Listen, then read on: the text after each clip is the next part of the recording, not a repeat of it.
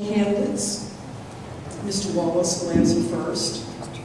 Oklahoma receives $1.35 from the federal government for every $1 the state's taxpayers send to Washington. Do you think a congressional effort to reduce spending will impact Oklahoma? Well, certainly any effort in Washington to reduce spending is going to impact the state. There are a number of areas where the state relies on federal funding for portions of the budget. One of those places is in rural law enforcement, rural fire protection. Certainly those are places where we have been heavily reliant upon federal grant funds to fund drug task forces, federal grant funds to buy rural fire department equipment. And those monies are very important to the state.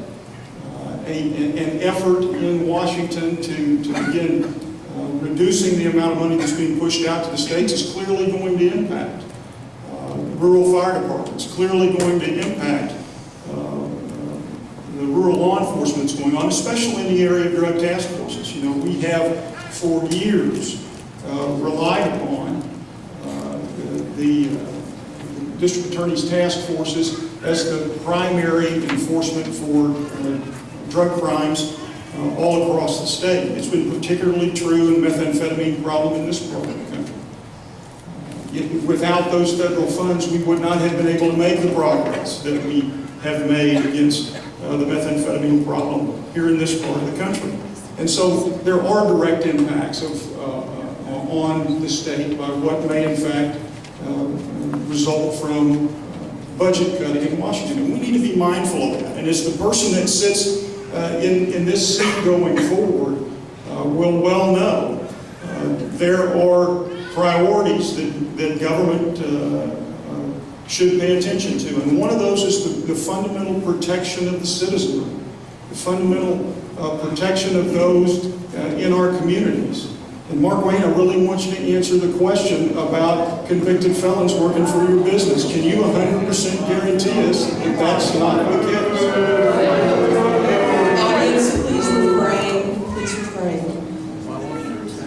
Mr. Mullin. Well, obviously, one of us is more interested in deflecting the answer than actually answering the question that's answered. And so, rather than going down that I understand debt. Unfortunately, when I started business, when I was 20, I inherited quite a bit of debt. And it's tough to get out of debt. You have to make cuts. And they're not comfortable. And at the same time, we have to prioritize our spending. What's necessities? What is it that we actually have to take care of? Obviously, fire and police, we have to look at. Our infrastructure, we have to look at. But what projects are we spending money on that are just handouts? And the only thing we're doing is actually ruining the quality of people that live in Oklahoma. We're ruining their lives because we're creating dependency from generation to generation. I believe in giving, and I believe in giving my shirt off my back. But you can't give your shirt off your back if you borrow that shirt. It doesn't make any sense.